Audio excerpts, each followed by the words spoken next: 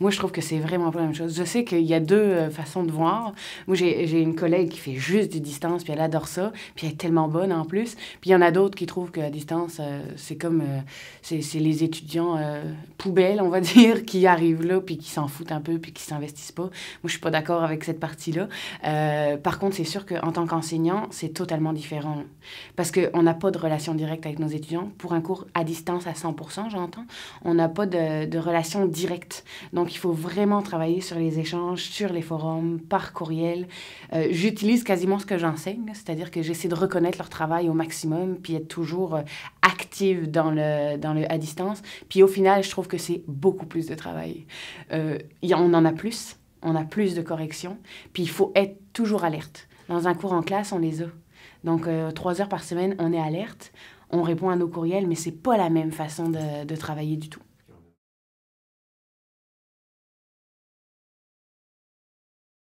C'est la vision du prof qui ressort et si on contrôle bien sa vision, ben, le rapport reste le même.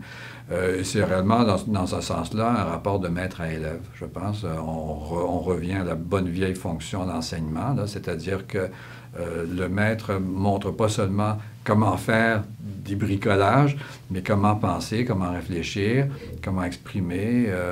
Et puis, dans ce sens-là, toutes les fonctions qu'un enseignant doit avoir sont reproduites aussi bien dans un cours à distance que dans un cours en présentiel. On garde la relation pédagogique parce que moi, c'est ça qui me tue, d'entendre les collègues dire qu'on tue la relation pédagogique. Hey, mon œil! Je l'ai autant, ma relation pédagogique avec eux, que je sois à distance ou pas. Puis c'était comme ça avant. Puis j'ai jamais vu aucune différence. Sincèrement, j'ai jamais vu aucune différence. Les étudiants sont contents. Ce que j'ai remarqué, moi, ils vont au-delà des apprentissages demandés parce que je vais mettre des ressources, je vais mettre des capsules vidéo, des podcasts qui vont faire en sorte qu'ils vont les voir, qu'ils vont en parler, que ça a éclairé. Puis là, tu vois l'effet boule de neige. Puis là, oups, soudain, tu avais mis ça comme complémentaire. Ils l'ont tous vu.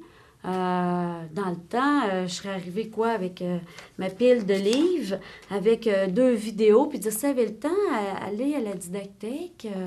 Regardez ça, c'est vraiment bon.